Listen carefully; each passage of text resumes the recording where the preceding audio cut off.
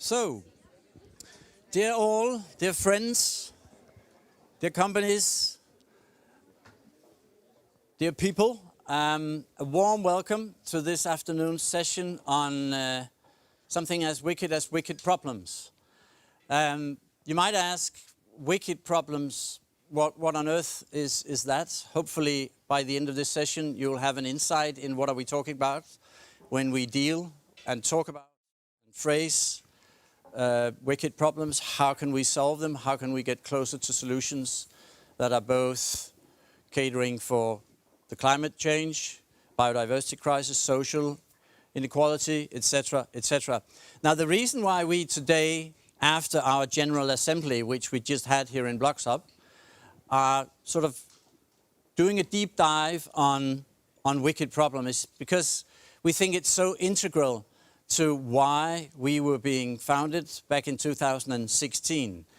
Bloxhub being a platform, physical platform here in Blox in Copenhagen, but also in the coming year an online community reaching out to international organizations and partners that are engaged in the agendas that we are dealing with, sustainable urbanization, how to combat climate crisis in cities, etc., etc. And the reason why we are specifically not necessarily fond of, but interested in solving these wicked problems is because we thoroughly think that the challenges of the cities of tomorrow are presented with deep, complex challenges. You might call them wicked problems, you might call them complex problems. What characterizes these types of problems in cities is that we need a very diverse set of stakeholders in order to come up with the right solutions for the challenges that we are facing. So it's core to Bloxhub, this reaching out to a diverse stakeholder setup in order to solve the solutions that are needed for tomorrow. Complex problems requires complex solutions, requires complex stakeholder setups, public, private, startups, corporates. That is what we are engaging and that is what we are facilitating in Bloxhub. And just yesterday, we launched a small, in Danish, pixie-bow, just a brief explanation of what are we, where are we working, what unites us, the community of these 350 member organizations of Bloxhub. And allow me just to quote before going on. It says here, in the contemporary polycrisis landscape, rapid urbanization stands as a multifaceted dilemma containing a spectrum of issues, including, but not limited to, biodiversity decline, social inequalities, demographic shifts, and climate change.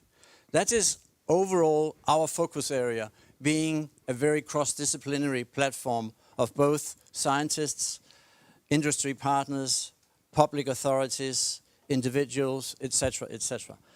And hence, of course, the idea of double-clicking, so to speak, on the notion of what is a wicked problem and how do we solve these wicked problems. And who else in Denmark is better than explaining to us what a wicked problem is and how we work with it than you, Sigge, who more or less just founded the Institute for Wicked Problems. More or less it was last year, but it's a pretty new institution here in Copenhagen. And after being introduced to your view of what wicked problems are and how to solve them, then we will open up for a panel moderated by Lars Trier Mogensen, who will be joining us together with three dear friends of Bloxhub, dear friends plus one, so to speak, because we've also added to the panel debate being Mette Boye from Aarhus, the city architect, Rikke Juul Gram, partner in Schønherr, and last but not least, Madeleine McGowan from NXT Brand, and also the new European Bauhaus project Desire that we have been working very, very engaged with for the past couple of years. After the panel, we've asked our board member, INVI Johar, to be the keynote listener and to reflect on the debate that has been going on this afternoon. But we will come back to that, and all that will be set in the hands of Lars Trier being the moderator. But without further ado, without further introduction, please Sigge, I'll hand over the mic and the book and the glass of water to you. So a warm welcome to Sigge Winter. A warm welcome.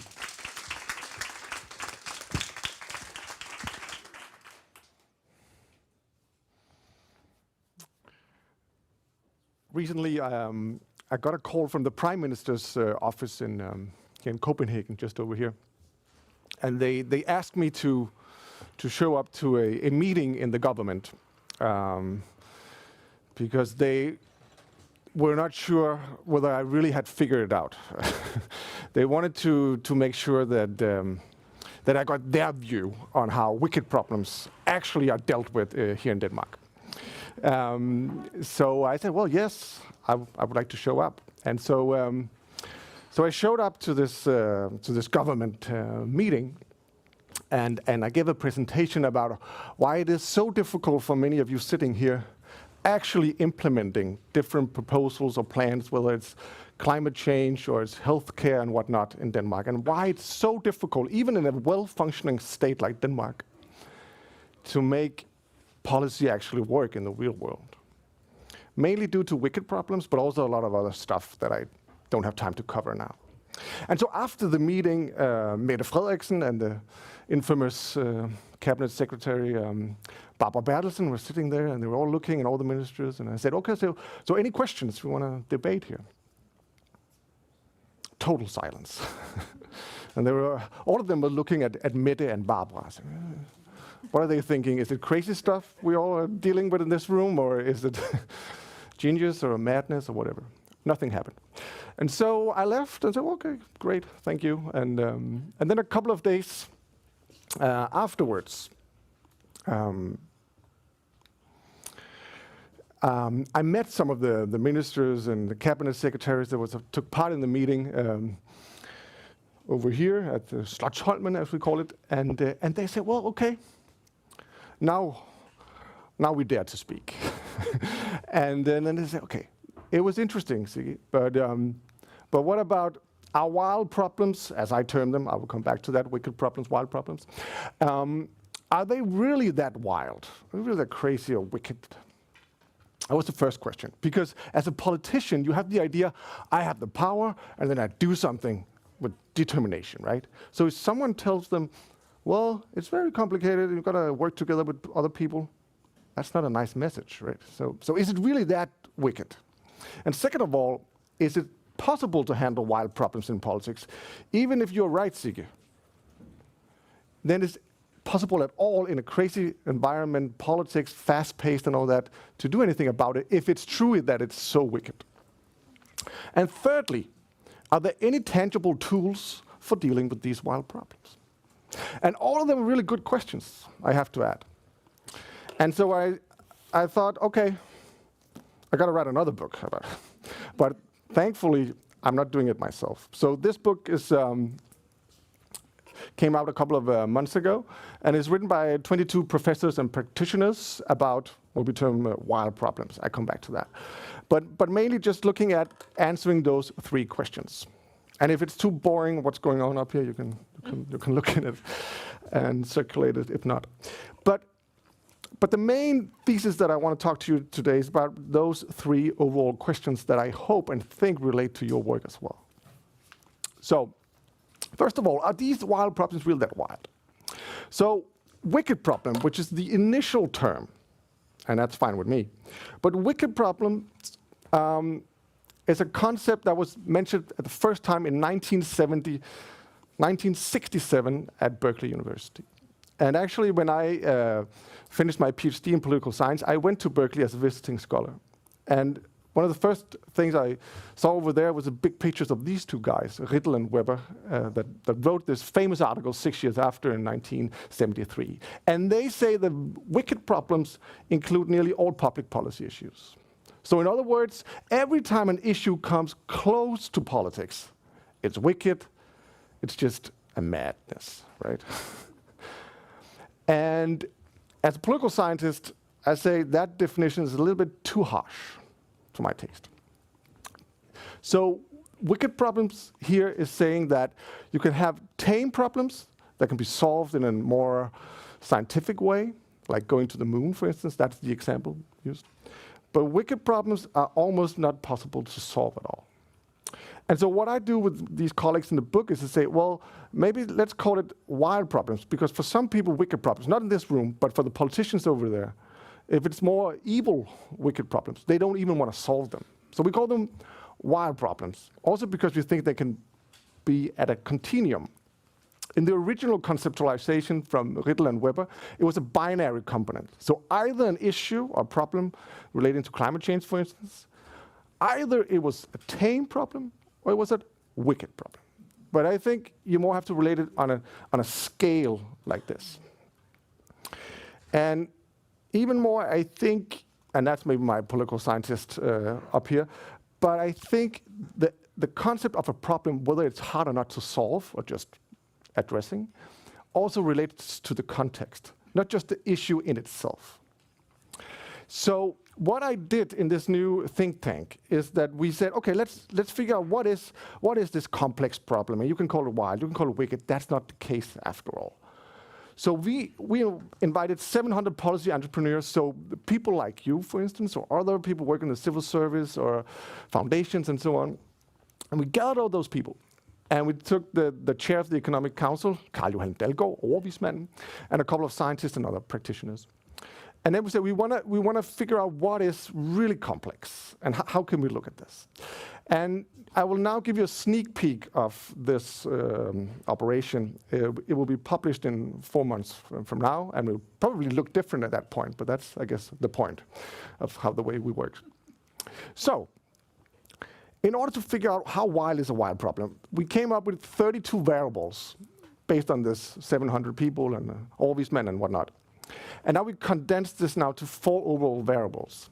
So first of all, what constitutes a wild problem is causes. Are there uncertainties about the causes of the problem?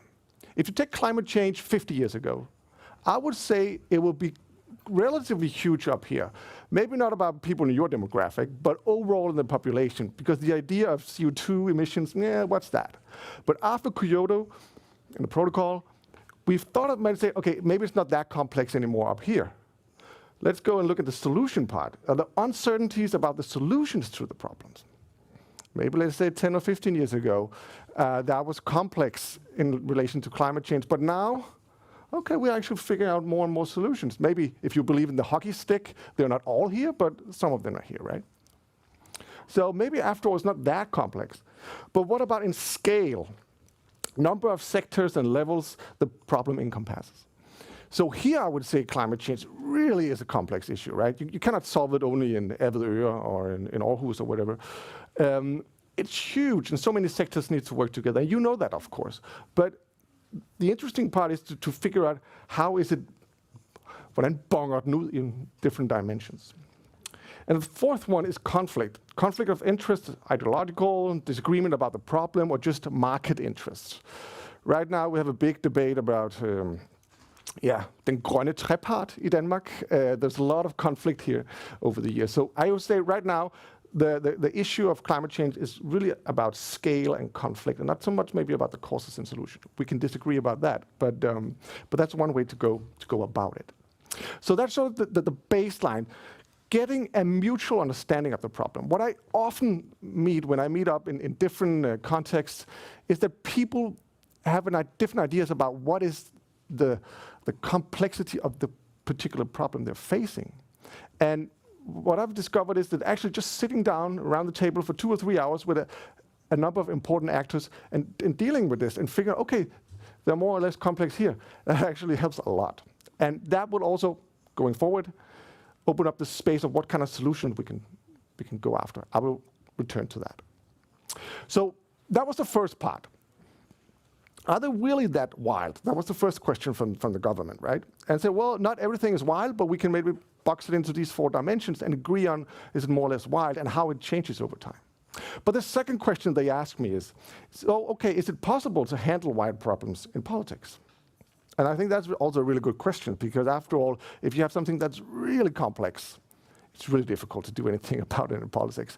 I've been working in and around those systems, and it's just madness, and it's getting worse, sorry to say.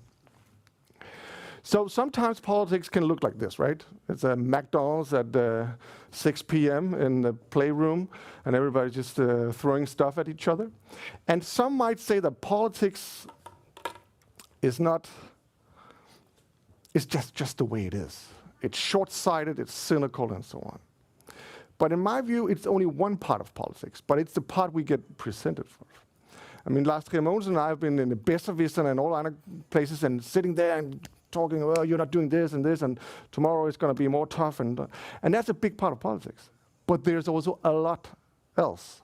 And we need to tease out when and why, what kind of pool, as I term it, we are confronting. Let me explain. So, and I'm going to do now an experiment. So in the next 5 minutes, I will go over world history for 15,000 years, okay? So, so please sit down. I explain more about it in the book, of course. But so if you look over history, political history, organization around problems over the last 15,000 years, I will argue that there are 3 different pools, as I term it, contexts wherein you can solve a problem.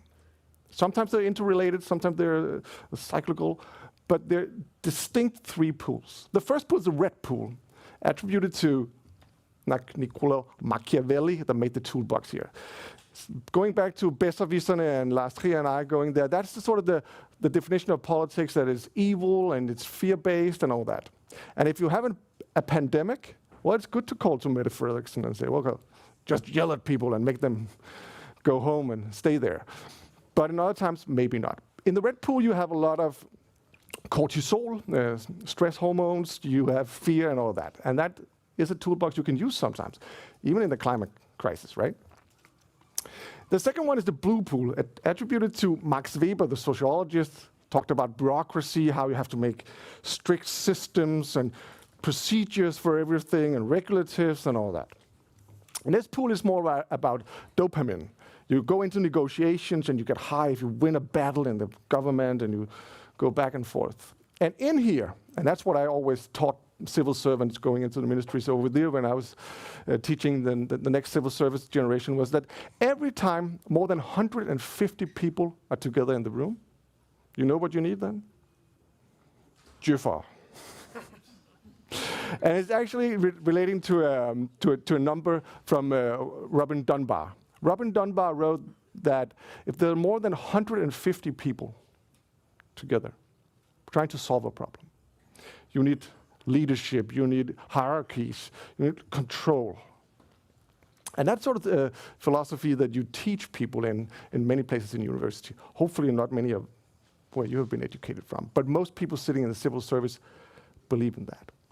So over 150 people trying to solve a problem in the climate crisis, always, right? But can we fix it only in a strict blue pool? I don't think so.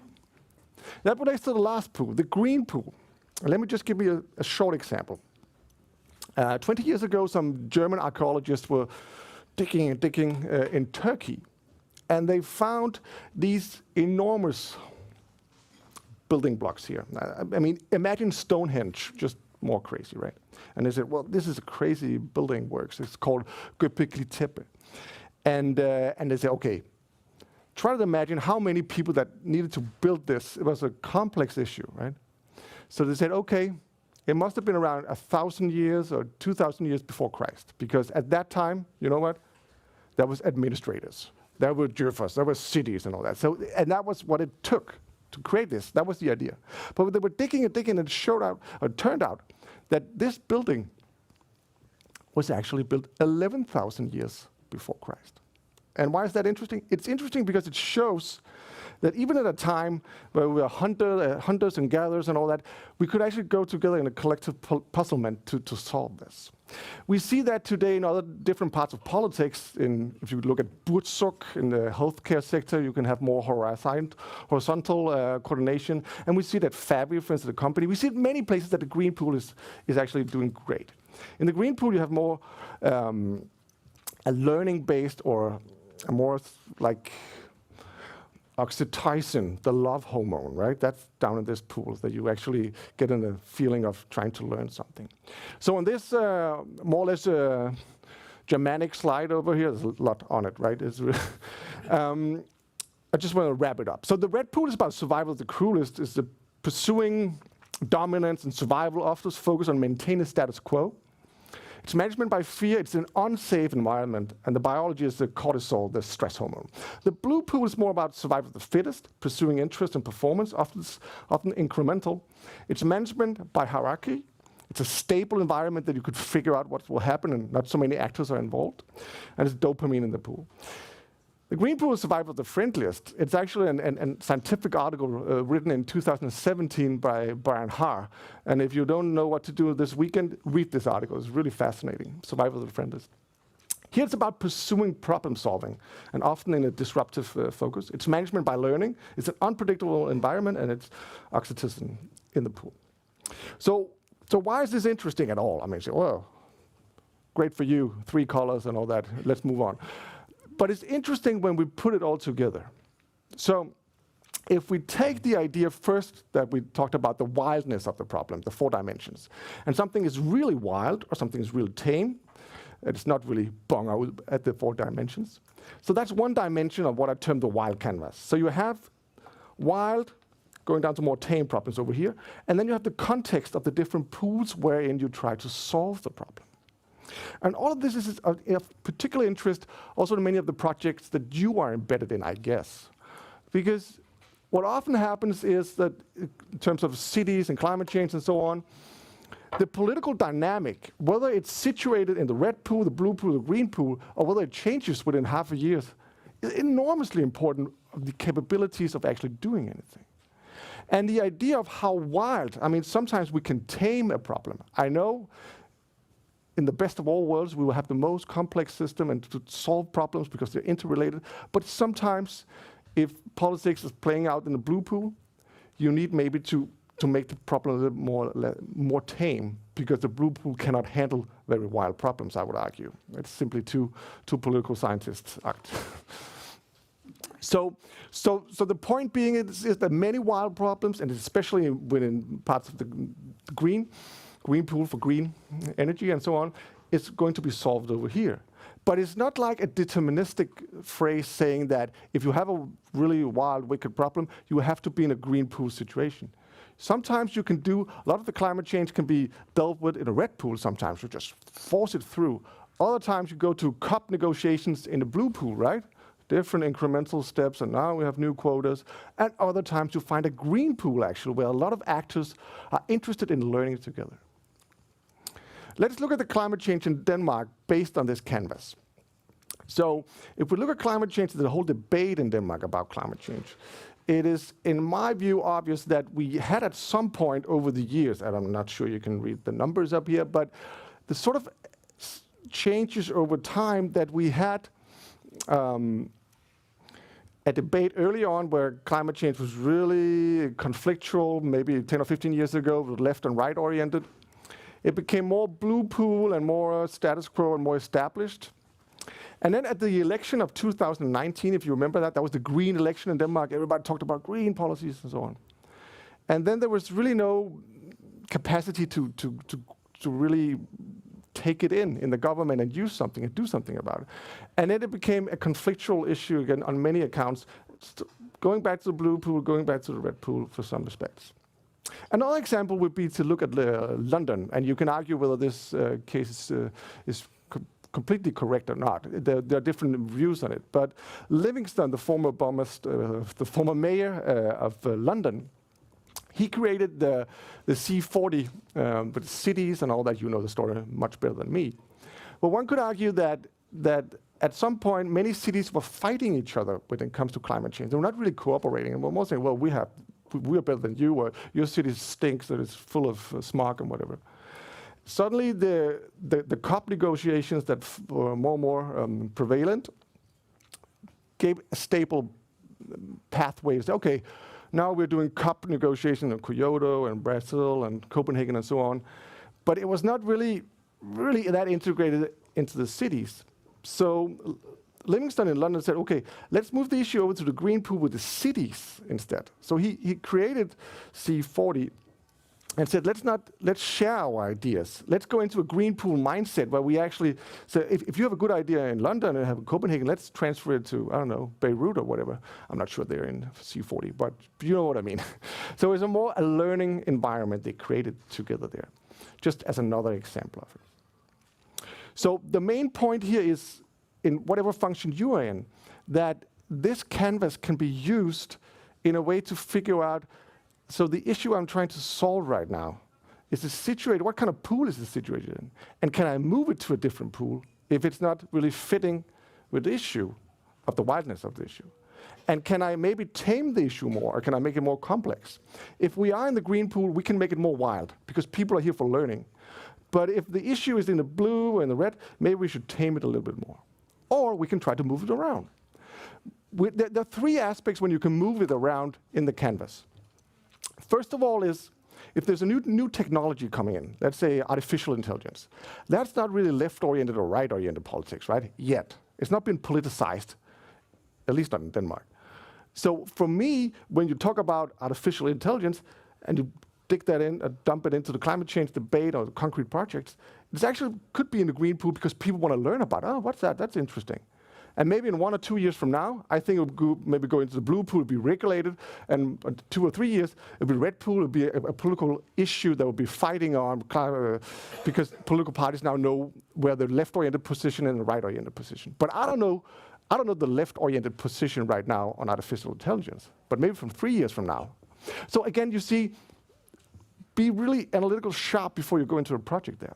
Another thing is, if a new idea comes up about a way to do stuff, it could be in the climate change, you know that more about that than me, whatever, power to X or whatever, or it could be another solution. Every time a new solution comes up and people say, that's interesting, let's talk about it, I want to learn more about it. There's a green pool moment. And thirdly, if there's a new person coming in as a mayor, for instance, or a prime minister, or in an organization, every time a new person shows up, there's the possibility of moving between pools because they can have a new worldview. So largely, I want to talk about, are there any tangible tools for wild problems? Because that was what the government people said, okay, let's figure out what wild problems are. Okay, some are more wild than others. Fair enough. Okay, can they be solved in politics if they're that complex and wild and wicked? Maybe they can. But thirdly, give us some tangible tools for it. I think you guys sitting here are much better than many of the civil servants that I've been teaching over the years to actually have concrete toolboxes to deal with this. So what I'm coming up with here might not necessarily be new for you, but I'm looking at it from a more political scientist perspective of how you can structure it with the government, with the municipality, so they can understand what you are saying, so to speak. So when we look at the red pool and the blue pool, there are specific toolboxes for how to go about in the world. If you are situated in a red pool or a blue pool, there's a toolbox for it. It's out there. It's been taught in universities. But the toolbox for the green pool is not really that explicit in many fields. I guess maybe in your field, but not in many economists or political scientists and so on.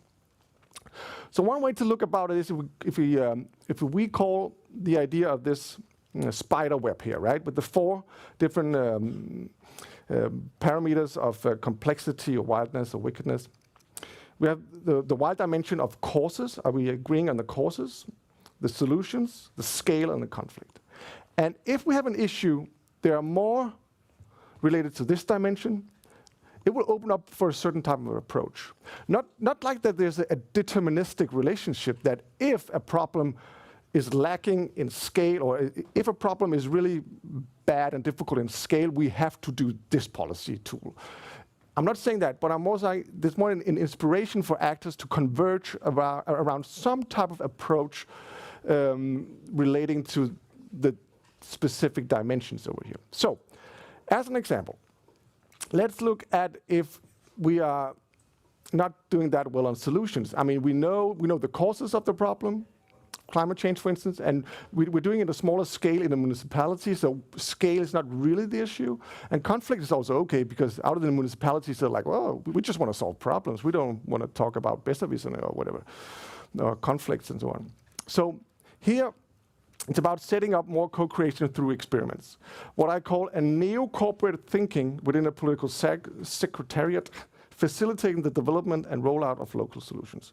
So what is that? basically it's saying that if you're in a situation where you know that these 5 actors around the municipality, if they go together, they can fix it. They can do it. They can build that building. They can do that road. They can do whatever in terms of climate change. You're in a good position because you can gather those guys around the table. But you need to set up within the political system a structure that facilitates that you can roll out and execute, roll out, trial and error, trial and error, trial and error. And that's not the way it works in politics. Even in the Danish constitution, it says we look at the law 3 times and then we push it out, and then something magic will happen out there, right? You know that sometimes you need to test and co-create over time, and you need to set up that system. And that's what we do in the think tank INVI that I started 1 year ago. We help governments and municipalities to set up that political secretariat. The second part is that if we have more on scale, it would be more of a mission-driven portfolio management. I guess many of you work with missions, and I guess many of you know how missions are set up. But working with missions in a political system is really uncommon, especially in Denmark. OECD just made a report where they said, Denmark, you're really good at micro-innovation. But once it comes to more mission-driven innovation between different sectors, you suck, right? And maybe it comes to that, if I can be so bold, that in Denmark, leadership in the public sector sometimes is more like an offer to the employees. I mean, there's not really, if you want to coordinate between many organizations, you have to be sometimes in red pool within your own organization in order to be in green pool with the other organizations. You know what I mean? And I think that actually sometimes is possible for other countries with other cultures to do that. So the mission-driven portfolio management is basically we have this big mission going to the moon, this big mission of 70% reduction or whatever, and we have a lot of hypotheses down, 10 hypotheses, and in each of them we have 10 actors trying 10 hypotheses and so on, and just collect up. Of course, it's much more complicated, you know that, and in the book I write about how to set up those stuff. Finally, I just want to say, if we look at conflict, and in many places we have conflict dealing with climate change all over. Just an example of this would be to look at it more, extending the shadow of the future, the collective imagination of a people or a city.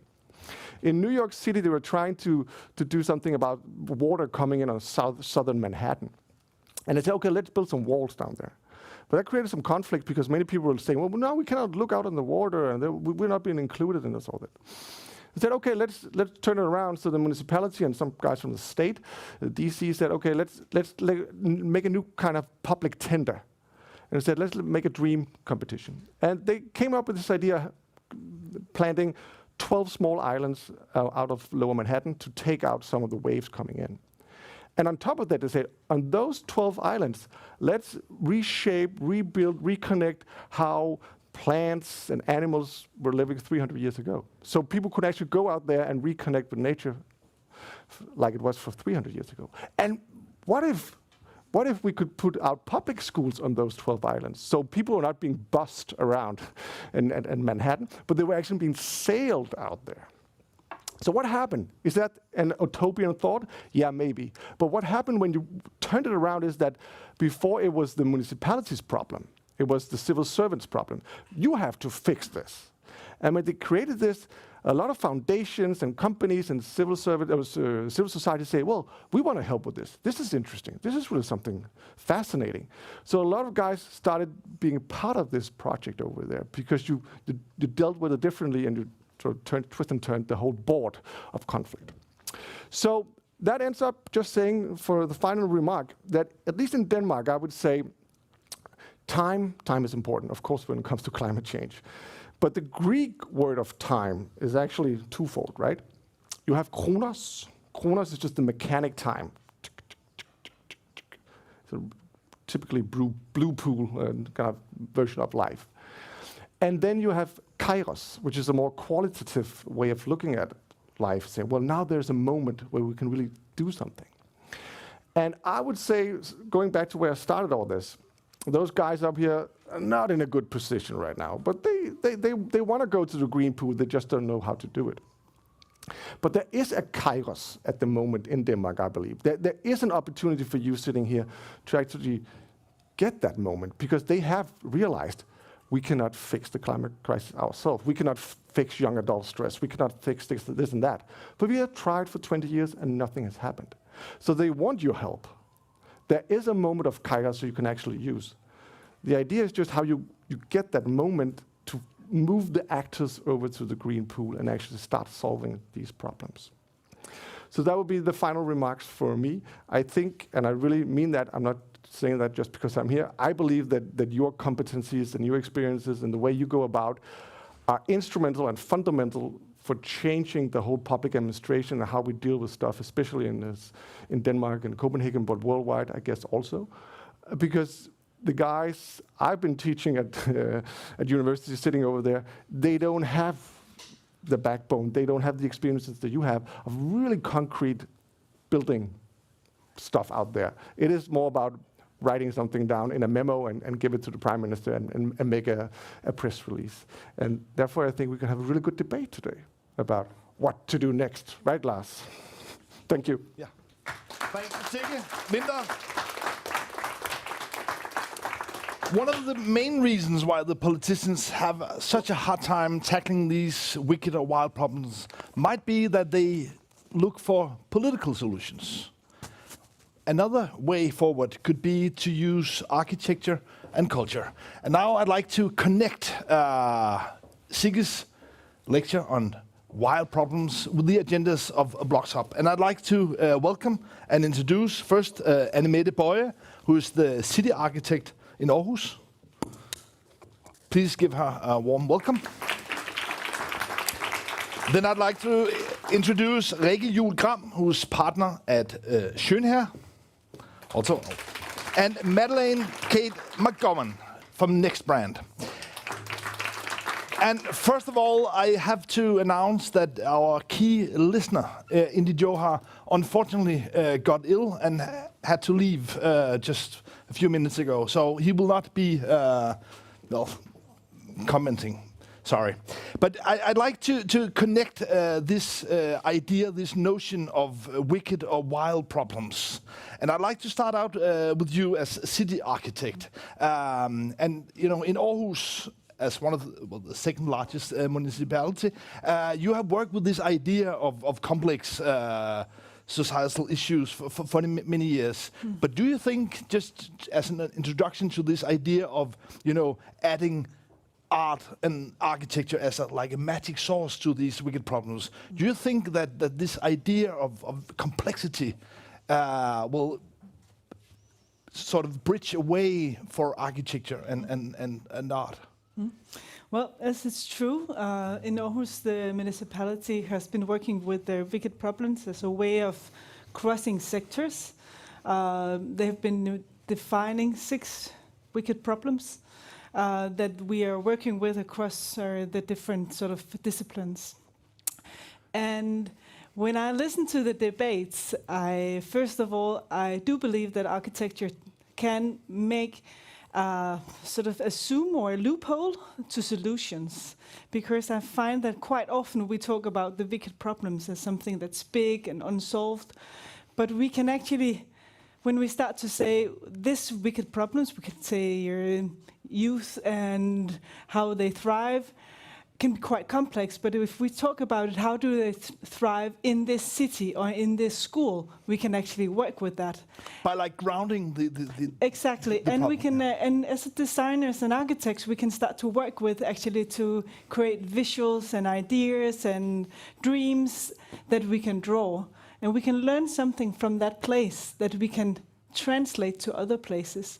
So I believe very much in the power of the sketch to create sort of common ideas about what is the problem and how can we solve it.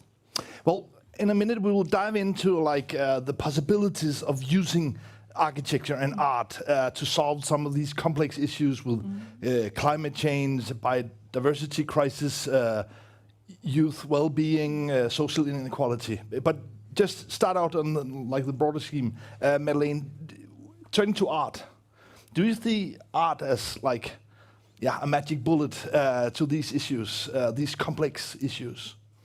Well, first of all, when we're dealing with wicked problems, as we've already learned by now, that it is it's a complexity that is that has to be approached through a non-binary attitude. So looking at it from a cognitive perspective, some of the newest research shows that being in a non-binary cognitive situation is stimulated by art experience. So art being aesthetic experience, sensuous, bodily, poetic experience. So some of the newest hardcore science on this point illustrates that position in the world is stimulated by art. And you can say binary thinking, maybe we could place that in the red pool, I guess. Like it's characterized by being very black-white. We see that kind of attitude being stimulated, especially through social media. And it's a cognitive space of mind, you can say. It's bodily. It's a way of being in the world. So being in an aesthetic experience stimulates the opposite, non-binary attitude. And to face wicked problems, we need to be non-binary. So from a physical perspective, from a scientific perspective, this proves or illustrates that art and aesthetic experience is crucial. But it requires that people are open, that decision makers are open to new kind of binary solutions. Rikke, I'd like to ask you, as a partner in Schønherr, you have been working with this attitude, this idea for many years as well. Do you see a growing demand for more complex issue solving? I think every time we are addressing the complexities and not giving answers but asking the right questions, we are getting nearer a common solution. And just to continue your thoughts about art involved together with architecture, we learn in our design studio that working together with artists are really a very helpful tool to open up new debates. For instance, now we're working in Schønherr, a small harbor city, and they've been total chaos among the citizens because they don't want a wall built around the harbor because the sea is rising, and that was actually the solution presented by some engineers, I guess. Just like Manhattan. Yes, like Manhattan. Yeah. And then they asked us, together with an artist called Morten Strede, to come and talk to people, showing some examples, listening to what they're saying, trying to initiate a debate coming from somewhere else, and then the democratic voice is starting to evolve, and now it's going really well, and we find solutions, not just one, but maybe 4, 5, 6 different ones, but together with people. But I'd like to try to ground these maybe abstract ideas of architecture and art as solutions to these complex wicked problems. So I'd like to ground it with you maybe presenting some of the works, some of the projects you've been working on. And Rikke, I'd like to start with you, because to try to explain how this idea of Copenhagen Islands, how you envision that should be a part of the future Copenhagen, and how it could be a solution or a part of a solution to some of the problems. What is actually solving this Copenhagen Island project? Well, we've been working with the climate changes for many years, and a lot of different projects around Copenhagen with different municipalities in Copenhagen. And what we realize is that some of the projects are interconnected between municipalities, and some are not. And actually, they are quite difficult to solve, because what we can see is that we need a bigger plan. Because water do not care about limitations or municipalities or private owned land. It just runs. And it runs the way that it should run from 12,000 years ago, when the sea bed rose, the water started streaming off, and it's still happening. And but the question is now that there's going to be so much more water than ever before. So how do, and it reflects the entire city and the planning of the city. So, and we saw that we need a bigger plan. The development of Copenhagen has been project driven since the 90s, and we need to have visions for bringing nature into the city, or at least green spaces. Nature is quite difficult to define, but and water needs space, and connecting water with what grows and create a sponge where we can actually contain water and release it at the same time, and not at the same time, but when needed, is the foundation of an urban development. And that means that finger plan does not work anymore, because that's not made from the foundation of the city, the topography. It's made out of the picture of a human hand. Now we need to have nature as an underlying understanding of how the city can develop. And that brings us a lot of new gifts, because that means that we can live closer to green areas, to space, instead of everybody wants to live in the palm, quite far away from the fingers.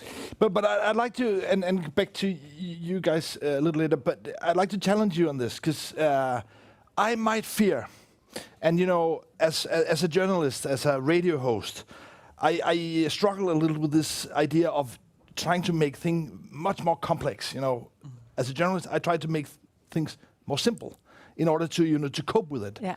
But if you take this idea of water and the Copenhagen Island, I have a fear that, you know, some of the solutions might be a little too superficial. Because if you look at the water here in Copenhagen, you can see the canal down here, or go to the other side of the building, the harbor. The bottom is completely dead. We've heard in Denmark about the dead fjords in Jutland and all over the inner seas of Denmark. But this harbor is completely dead, and in the municipality, they are afraid of, you know, making the water, rush it, because it's actually quite dangerous what's on the bottom. So I just want to challenge you of some of the projects here, because we have like this completely dead zone, and this idea of like revitalizing the surface, isn't that just too superficial in a... Maybe a stream wouldn't scare you that much. And you should look more of this idea as being streams running through parks in the city rather than deep canals. This is actually the image, that you have a lot of a structure of green parks that sometimes there's a lot of water in them and sometimes they're quite dry. But my basic question is that this might be a solution to the climate changes, the adaptation to more water.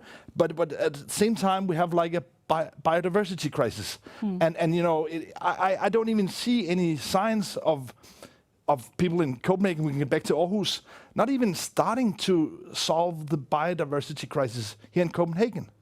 So I just want to ask you... I think it's important to understand that biodiversity crisis is not something that you solve in the city.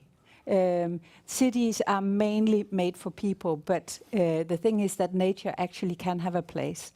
It's a completely different story when you get out in the country, and then you should listen to Concito and the whole debate and their advices on how to manage the bigger land. But and another thing I think is very important to say is that now we need to think about the aspect of time.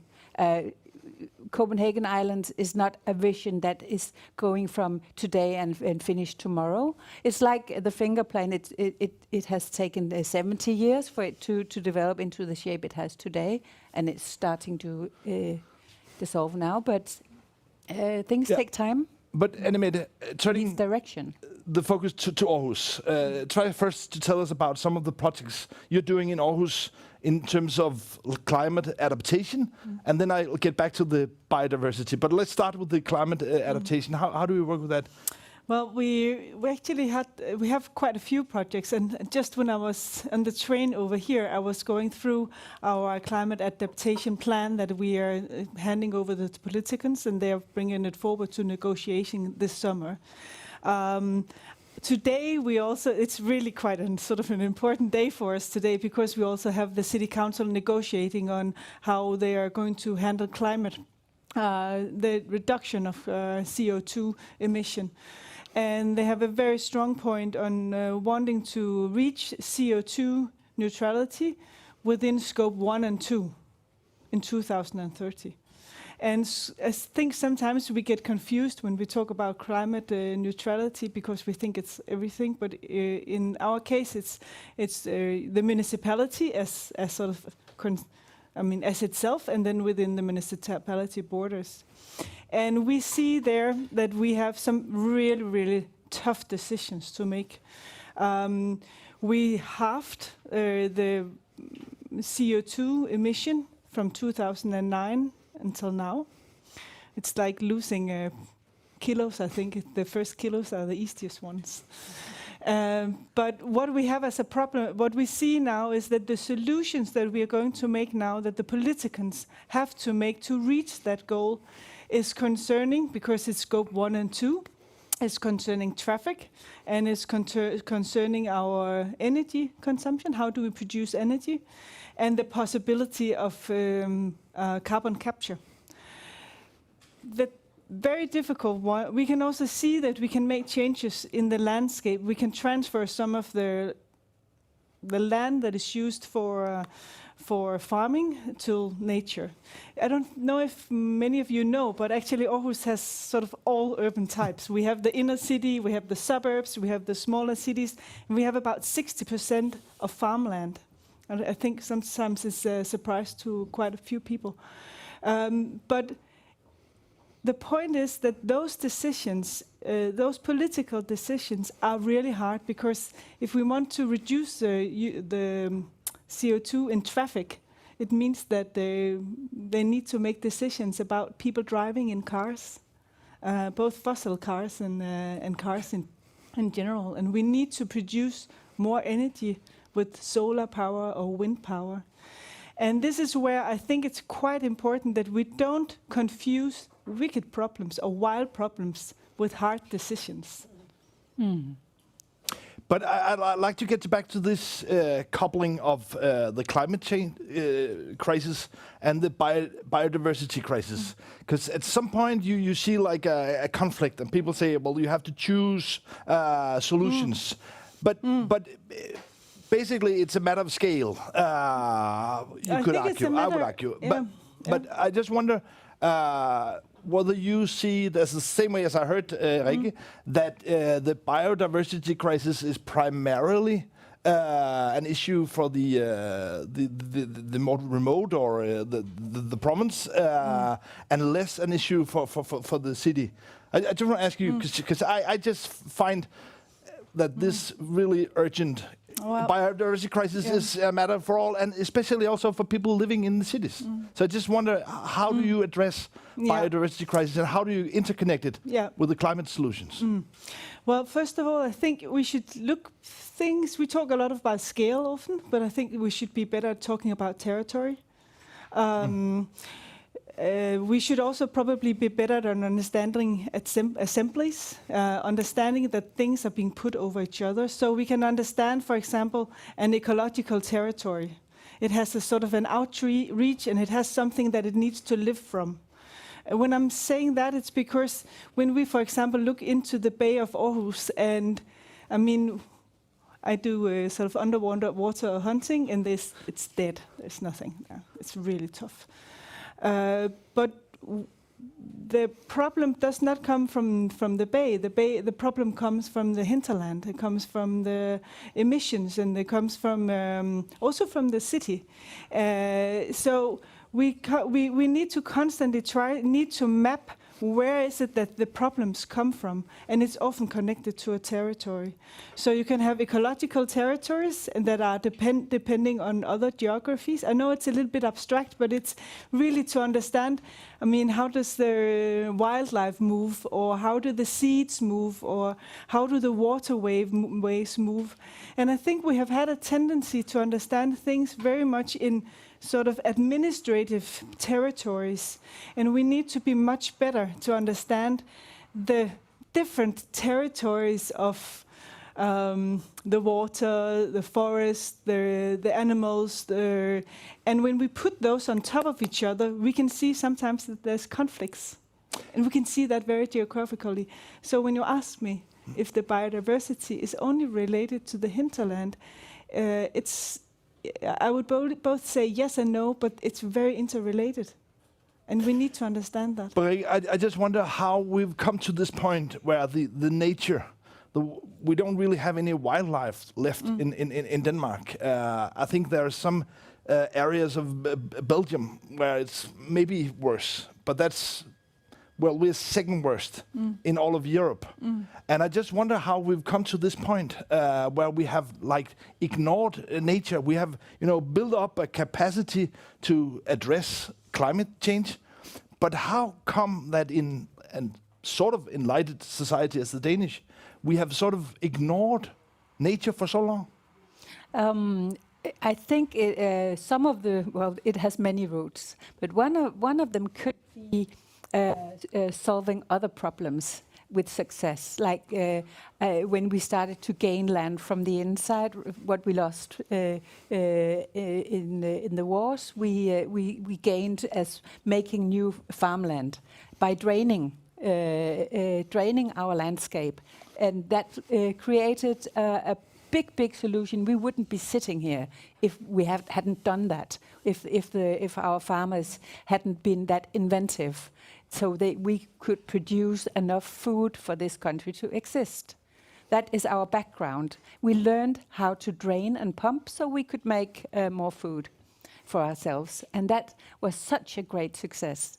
And then we continued doing this as a way of expanding and develop our cities. Now we knew how to lead the water away from our streets. Everything became cleaner, better, as the industrialization helped us a lot. But things are changing now. The picture is changing. So what was welfare system number 1 needs to be exchanged with the welfare system number 2, which is something else, where we need to reconnect with some of the structures you are talking about to make progress, make things better, make a new world. We can do that. It's a decision, really. But how could we be certain that we are not doing the same mistakes all over again? And I mean, if it was like we ignored so many basic issues previously, going forward, how should we be confident that we're not doing the same mistake again? We keep making mistakes. I think that's in our nature, but we also keep trying. And I think that's the important part. And to reconnect with the underlying nature and land cannot be wrong at all. It's just to understand that landscape is the foundation of all things.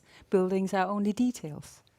And understanding that, you can interpret that in many different ways, but I think that is a start. Can I support? Yeah, sure. Thank you. Okay, so it touches exactly on what we're trying to do in Herlev as a part of New European Bauhaus and the Desire project. So my background is in the arts, in performing arts, and there we are introducing a new character. So we're approaching society, you could say, from a theatrical perspective, exactly looking at this issue, that what are the foundational problems that put us into this mess? And one of them is this divide between body and mind, the Cartesian divide, where we are trying to, for example, think ourselves out of solution merely and forget our bodies. It's a divide between human and nature. This just as we know, many of us, this concept of nature is problematic because it takes us out of that. So at the core of this, you can say maybe that we have an issue of relationship versus separation. So we come from a world where we're separated from nature, separated from the places we live in, maybe also you can say separate from each other, separated within body and mind. So it's very much about a cultural shift of moving towards relationship. But Madeleine, try to explain what you're doing in Herlev. Yeah, so this character that we're introducing, we call the garden caretaker. So you can say we're using a playful approach. In Danish, it's haveverden. It's a framework that you can say is kind of like a fictional framework. So Christopher Teilgaard, he created this beautiful transparent droplet that is the garden caretaker's house. And we created a colorful framework for this garden caretaker. The character wears different shades of red with like sprinkles of patina. And artists embody this character. So within 1 year, we just ended the first pilot process that was a part of Desire. The garden caretaker was active within the neighborhood of Herlev, working through different artist practices. So we had an author out there called Helene Johanne Christensen. She had workshops with children in the neighborhood where they wrote letters to a dwarf bat that's endangered in the area. We had a sculptor called Geo Yagonov who works with stones. So he knows how to read a stone. And you can say in a context like that, the stone is a storyteller, but he is the medium. So he invited people on these walks where they would find flint stones, a stone that is so much taken for granted in Denmark and it's a part of our landscape. And some of the guests said afterwards, they'll never take the stone for granted again. Now they know how to read that, what happened with this stone many thousands of years ago. So the foundational point is that this character is touching on a crucial aspect of this transition, which is relationship building. And from our perspective, it's not just about inviting citizens within a neighborhood. I truly believe that we need to see garden caretakers everywhere. So when policymakers are getting together, what about we do this landscape walk before? It's all about state of mind. I think in groups of elite, which we can say this also is, we're in an elite space right now. We need to not forget that we need to do these things too. When legislations are being made, when the COP meetings are happening, we have this situation where you have all these people coming in to create these changes, and they go through a physical security of beeping, like if they have anything on them, just to see if they have like guns or whatever, like from a security point. But what about our mental state? How do we approach these situations? And I would say, from an arts perspective, having these characters that take people through another state of mind, which is kairos, another experience of the world. Then going into processes, then maybe we can approach wicked problems even from a more sensuous, poetic way. But Madeleine, try to explain to me what the mission is, because it sounds pretty much like a sort of enlightenment process of the people of Herlev, which is a suburb of Copenhagen. What is like the purpose of this gardening? The purpose is basically through a bodily experience, through the arts, through the tools of aesthetics, and to come back to like an old definition of aesthetics, it's basically tools to activate emotions. Aesthetics is to perceive through the body, to perceive through the senses. So the garden caretaker activates sight, touch, smell, poetry, tactility in our way of engaging with the world. So in this sense, the art is not an object that is introduced at the end of a process. The artist is a facilitator of a poetic journey, because we need to engage with our world in a different way now. And I think it's an issue that when we're doing this transformational work that we are doing, and we need to have a multi-stakeholder situation, but we are surrounded or immersed in the structures of the old world. But Madeleine, how is this connected to the actual processes of decision-making? Because I mean, I could let it be a journalistic skepticism, but you have like separate worlds. You have like this project going on, and then in Herlev at the municipality, the city hall, well, they make their decisions even though. So how do you connect this engagement with the actual decision making? The point is that this is a space or a process to really examine how we can come from different areas of society and go through these bodily educational processes, right? So in this situation with the garden caretaker in Herlev, of course, we're inviting people from the municipality, we're inviting the industry, so the developers. We're inviting neighbors in the area, and also inviting, through the process, inviting the multi-species community in. So, this foundational approach of creating relationship, I can't translate that to a one-on-one of what is the effect, but I know that it stimulates the conditions from where we can try to start approaching our world in a different way. And just to touch on the white paper that is also that Indy Johar was representing through Dark Matter Labs, all these shifts for a new economy, the new European Bauhaus economy, one of the major shifts that they propose is we need to build relationship. We need to stimulate a sense of belonging. And we don't do that in elevated offices or in silos. We need to get out of that and also have facilitated process within the landscapes together. And Mette, turning to Aarhus, how do you work with these new and more artistic ways of maybe engaging people? Because I would assume that in your office, you have a lot of people who are mad about decisions locally, and there's like a lot of debate, but it's all often, fused in negativity. I don't. How do you try to build these kind of relations that Madeleine talked about? Well, in very different ways, and I think it's so inspiring the way that you're talking about this. I myself is very much inspired by Hille von Seggern, who's working with bodily inspiration and how you connect to space and so forth. And I also think that when we turn to the word of aesthetics, it's very much about being moved. It's about how you perceive the world and how your senses are being moved, and you have a resonance. And in that sense, this way of belonging is very much connected to take care of. I mean, if you love something, you would like to take care of it. And into that, I think we need to learn to know places. And I can sort of go into different directions right now, but when we need to learn and to know places, we can help each other. We are working right now we're just starting up a new project in EO, which is one of our lowlands, where there is a huge problem with flooding.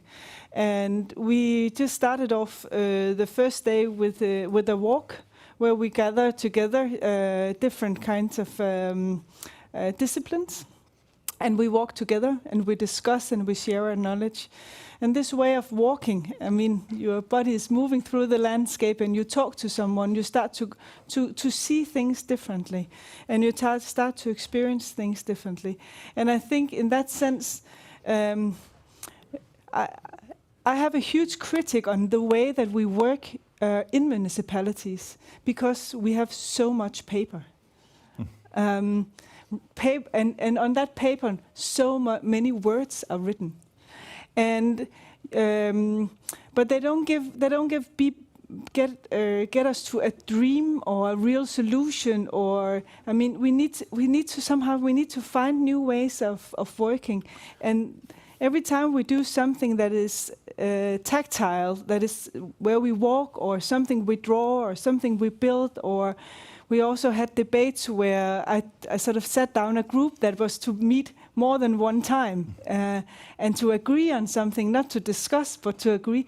And I just think we need to find new ways. We are I truly believe that we are in a shift of the way that our society is working, that is to compare to the industrialization. I mean, we need to reinvent the way that we think, the way that we think about our sciences, the way we think about producing knowledge.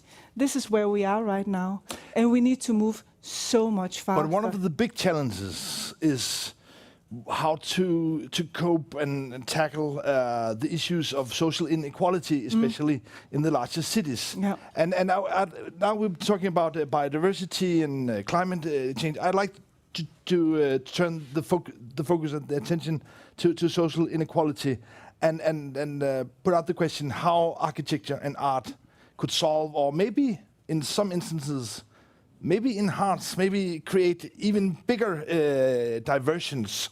And Rikke, I'm curious, how can you engage people? You know, we are living in Copenhagen has, while I've been living here, has become extremely more it's almost impossible for young people, for workers to live here anymore. I just wonder how we could, deal with this issue through architecture and art, because I would assume that it could, in the first instances, maybe also in Herlev, but we can get back to that, could create some tensions, I was really inspired by Sigge's 3 pools. I haven't read the book yet, but I'm definitely going to. I think it's extremely inspiring because I felt in my work, our office work, maybe all of us as architects, that we're jumping from pool to pool. That's what, like in a Turkish bath, we need to change temperature all the time because we need to navigate in a red pool where people under pressure because a change is going on in their community. They can't really recognize their lives anymore because something something really important for them is changing or disappearing, closing schools or whatever. And that brings out the red flag, I think, in people. They get angry, aggressive, scared, and we need to deal with that, listen to this, enter that room without any solutions, only listening, trying to understand. Then we need to address the blue room where all the politicians live. And like, the squirrel Ratatosk running up and down the tree, we need to connect different kinds of decision makers and people who's getting influenced by changes and see how they work. And at the same time, we need to act green, listen, and embrace what's going on. Madeleine, how has the reactions been in Herlev to your project? So, of course, art is many things, and I think also, it's important to look at that it also carries stigma. And some people think that it's something unapproachable, and that is not without cause, because the art world has branded itself in being unapproachable in a way. You can say like the white cube space is intimidating for some people. So I think for us it takes time. Specifically, we like the whole notion of calling it Havevært and the garden caretaker. We are working with a framework that's very approachable. We are placed in the middle of this neighborhood. We are transparent in the structure, which I think is also really important to create these kinds of spaces where you can actually see that here work is being done. So we are exhibiting, we are showing the atelier, the studio. So from an art world perspective, we're showing what is typically hidden away that you can't visit.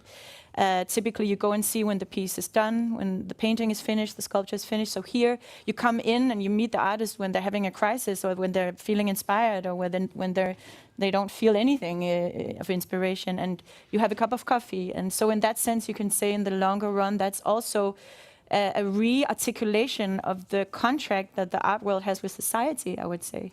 So the artists are also risking something because they're out there meeting people in a way that normally you wouldn't, maybe. But if you should sum up some of the learnings from this project, and if you should do it some other place in Slagelse or whatever, New Zealand, what would you do maybe differently? So based on the learnings, we need time and we need to build trust.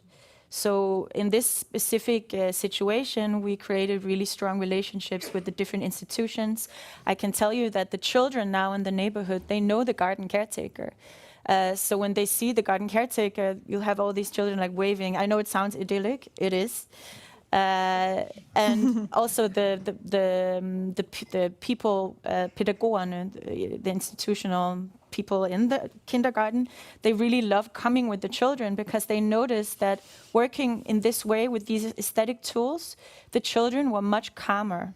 Maybe because some of the situations they were not normal for them, so they really had to focus, like what's going on. They really went down in pace and enjoyed these processes. So through that relationship in itself, we built so much trust, and then it spread. And I think we recognize that from many different processes, right? And in the next period, possibly we have 3 more years of budget. Then we're going to prioritize to be there. Like, so each garden caretaker has 6 months to stay there and really engage and land in the community, stimulating a sense of belonging in the local community. And in Aarhus, well, returning to this stigma of art, at least in some populations, in Aarhus, how could you said you were inspired by Madeleine's project. How do you think you could work with art and especially, coping with this stigma of art? Well, I think in many ways we have projects that are not similar, but have some of the same sort of agendas. We have a sort of a program where children can go into the city and they can observe their city and they can start to discuss their city. And I think that's one, but I think actually art and understanding a place is somehow, for me, it's the key. That you put yourself into a situation where you are open to reading the place in a new way. And you can do that as a child or as a grown-up if you have sort of an open mind and an open heart and you have some tools. And in many ways, I think we have right now in the way that we interact with our sort of physical surroundings, we have some kind of a Ernst Byrne, an American landscape architect, she calls it landscape illiteracy. And somehow I think we have somehow an urban illiteracy. It's very difficult for us to engage or to understand that we have as citizens the power to engage with places. And somehow we need to have someone who can open the doors for us. And that could be something like your garden taker. It can also, we had a community that was, for a week, they took over one of sort of the central squares in the city. And they facilitated different kinds of activities. And what was really wonderful about that was that it was everything from concerts to exhibitions to sort of quite elite talks, to that the children could take their pets and show the other children their pets. So this way of understanding that our public spaces and the cities is the citizens' space. Sometimes we always think, oh, it's the municipalities, or this is something. But we actually do have the power to engage. We can just sometimes put out a bench, or we can do, and it sort of empowers. So in that sense, I think that what the artist can do, and what is really important, is that they can open our minds and heart to an aesthetic, bodily experience of a place. And by that, we learn something of the place, and we can start to interact. Rikke, more to round up, you have all convinced me that, especially in this more inclusive kind of artistic way of engaging people, that could really, that's convincing, be part of the solutions to some of these wicked problems. I think we should go that path instead of some of the more bureaucratic tools usually used. But it requires that the decision makers, they start to listen. I mean, as a city architect, there's competing forces in Aarhus, and it's not always the architects. And luckily. But I just want to round up asking you what it would take for architects and artists to have their voices heard more thoroughly in the decision-making process. So Madeleine, what would it take for people to start using your kind of artistic engagement? So, of course, priority, budgets, basically. But I think it's important to really land in this notion that the way that things have been done until now, politics, industry, production, is deeply irrational, right? So we come from a time that has been performing itself as rational, like based in the Industrial Revolution, the Enlightenment. It still kind of, that old world carries itself as so still, right? But it is actually deeply irrational because it is destroying the foundation for life. So I think it's important for that shift in seeing that and prioritizing what maybe in the old world was seen as irrational, like the art, the body, the drama, the senses, right, is actually a rational approach.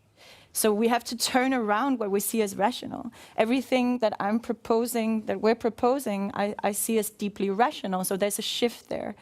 I think with that shift, you'll also see that you will see priority, right? Then you will start to prioritize the body, the senses, this as a part of this pluralistic process approach to the wicked problems that we're in, and to not just see the arts as something sparkly and something magical. It's actually a part of a multi-stakeholder, pluralistic approach and journey that we're on. Rikke? Well, I believe very much in this new European Bauhaus movement, where you talk about beauty, you talk about sustainability, and you talk about communities as three legs that has to be on the ground at the same time. You cannot talk about just one thing at the time. And I think that we need to show the good examples of how to work with these three at the same time. And I think we're actually doing that. We succeed in that. And the politicians know, and they are, I really love when we are finishing, for example, a project like Karensminde-aksen in Copenhagen, where it's a very vulnerable community that had to lead, the utility company needs to lead 15,000 cubic meters of water through an old park. So the decision was to not take down one tree and still sort of meander the water through the park, and at the same time lift the community, and everything they loved, they could love even more. So, and that has been through talks. Before making any drawings, we just had long conversations with the citizens. At the same time, behind the scenes, solving the technical issues, and then starting to make the aesthetic that could sort of solve the problems.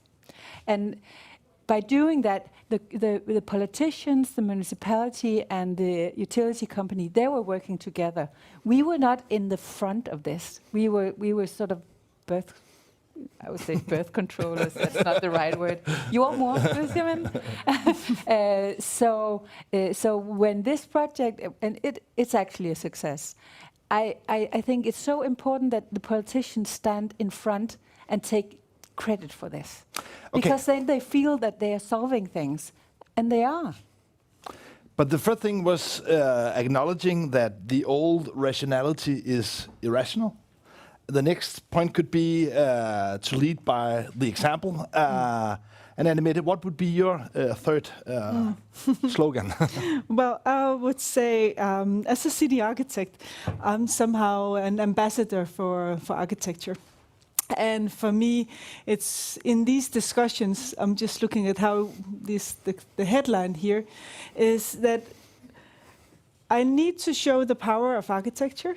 I need to show how architecture can help solve some of the issues and some of the problems that are going through the agendas, the political agendas, whether it's social problems or it's climate or it's,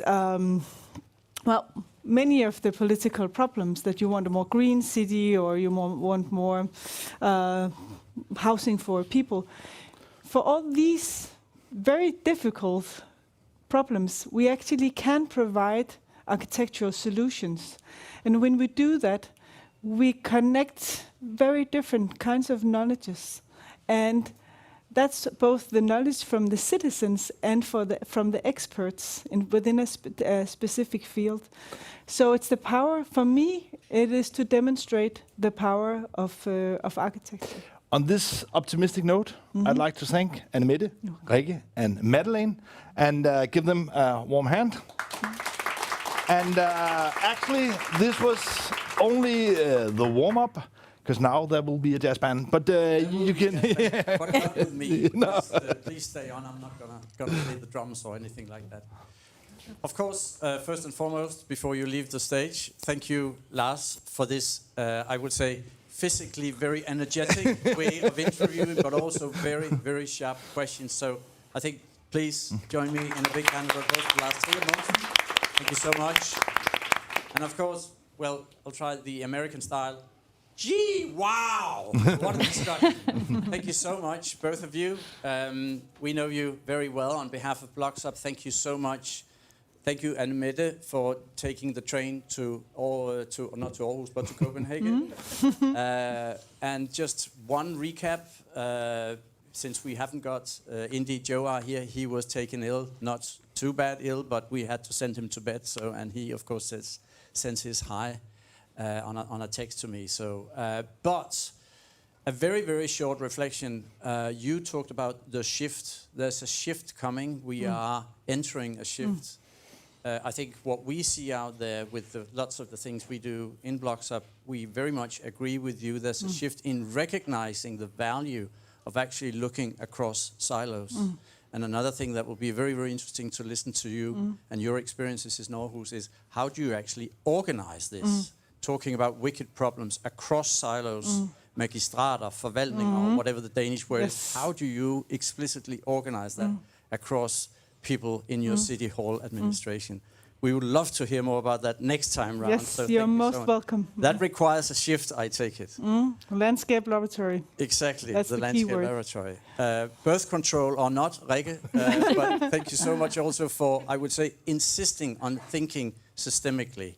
You know, we talk about cities as systems, nature and communities, and I think you tapped into all three different domains, showing us and sharing with us your experiences and your great projects. So thank you so much. And last and not least, of course, Madeleine, thank you for sharing also your very down-to-earth and very concrete solutions in Herlev. I know you went to Brussels together with lots of other new European Bauhaus people, amongst them myself, 2 weeks ago. And the whole of Europe listening to you and your concrete experiences in Herlev was really, really resounding, and that really made an impression at a European scale. Making sure that people are listening to places, registering places, looking at what is the value of this place in a different way. Even the developer in Herlev is now trying to listen. Maybe that's an answer to one of your questions, Lars. How can we, quote unquote, optimize this project through other lenses other than just optimizing the square meters in the building that we're constructing? So thank you so much for sharing that with us.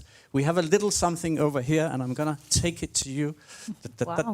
So first and foremost, and while I'm running back and forth here for the last time, a big applause to Madeleine, Rikke, and Mette Boye. Thank you so much. And with that, please stay on. We have some networking, we have some drinks, we have some tapas foods, we have some, also hopefully some cozy hours ahead of us. Please stay on and network and have a little something to drink or a little something to eat. Thank you all for turning up, friends of Blocks Up. Thanks for being with us this afternoon. Thank you so much.